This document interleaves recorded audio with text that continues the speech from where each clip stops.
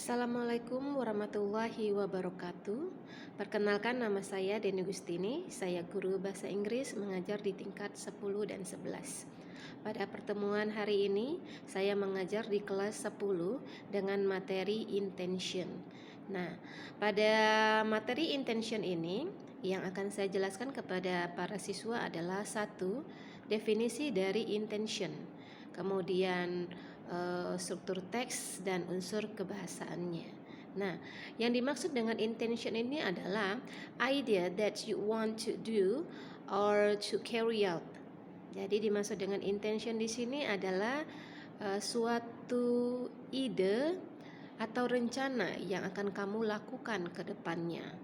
Nah, tentunya di dalam materi intention ini kita juga harus tahu tentang tujuan. Tujuan dari mempelajari intention ini adalah satu, untuk menunjukkan rencana kita, kemudian untuk menunjukkan rencana kita, kemudian untuk menunjukkan apa yang akan kita lakukan di masa yang akan datang. Nah, dalam mempelajari intention ini, siswa juga harus mengetahui tentang generic structure yang dipakai dalam intention. Nah, pola pertama yang dipakai dalam intention text ini adalah menggunakan pola future tense atau menggunakan pola subjek diikuti oleh will, kemudian kata kerja pertama dan objek. Will di sini artinya akan. Nah, dengan rumus subjek diikuti will, verb one dan objek ini masuk ke dalam simple future tense. Kemudian contoh yang dipakai menggunakan pola yang pertama ini adalah subjek, will, kata kerja pertama dan objek adalah I will spend my holiday at home with my parents.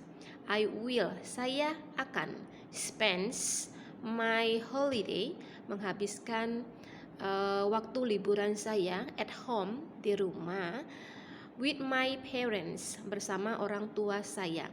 Nah, ini kalimat ini menunjukkan bahwa ini yang akan kita lakukan atau ini yang akan saya lakukan jika di hari libur. Jadi, kalau libur saya akan menghabiskan masa libur saya di rumah bersama dengan orang tua saya. Oke. Kemudian pola kedua yang bisa kita pakai itu adalah menggunakan be, going to. Be di sini adalah to be. Am, is, are. Ya, jadi kalau subjek I menggunakan am, subjek he, she, it menggunakan to be, is, sedangkan subjek we, they, kemudian menggunakan to be, are. Ya.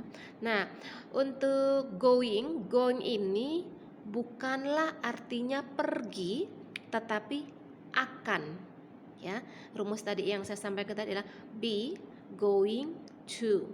Be adalah to be, going to artinya akan, kemudian diikuti oleh kata kerja yang pertama. Ya, contoh, I am going to go to Bali Islands. I have never been there. Ya, jadi saya akan pergi ke Bali atau ke pantai Bali. Saya belum pernah ke sana. Nah, ini adalah menggunakan kata kenapa ini masuk ke dalam kalimat intention? Karena kalimat ini atau kegiatan ini belum dilakukan, dia hanya baru ada planningnya, ya, baru ada planningnya bahwa saya akan pergi ke pantai, akan, ya, ada kata akan pergi ke pantai Bali. Saya belum pernah ke sana. Nah, dalam hal ini kata-kata yang akan kita pergunakan berhubungan dengan intention ini adalah suatu kegiatan yang belum terjadi tapi kita sudah ada rencana untuk melakukannya nanti. Oke. Nah, selain struktur teks yang kita pelajari atau yang saya berikan kepada siswa, saya juga menjelaskan mengenai unsur kebahasaan.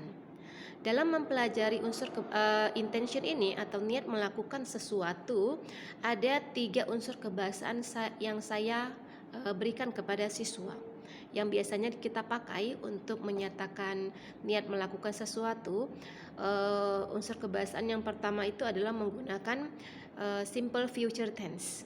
Simple future tense ini adalah suatu kegiatan yang akan kita lakukan di masa yang akan datang dengan pola subjek, di mana subjek ini adalah ada I, you, we, they, he, she, it, dan diikuti oleh will yang artinya akan, diikuti oleh kata kerja pertama dan diakhiri oleh objek atau pelengkap.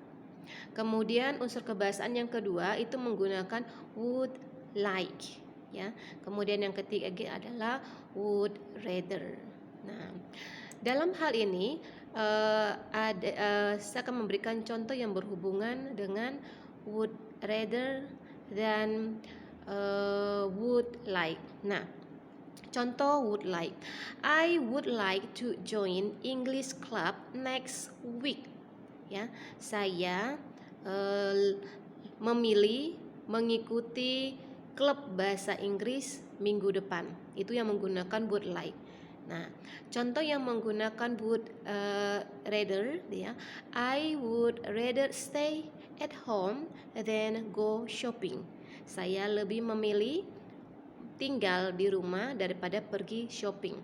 Jadi bedanya adalah kalau would rather itu ada yang memilih, prefer, lebih memilih yang mana.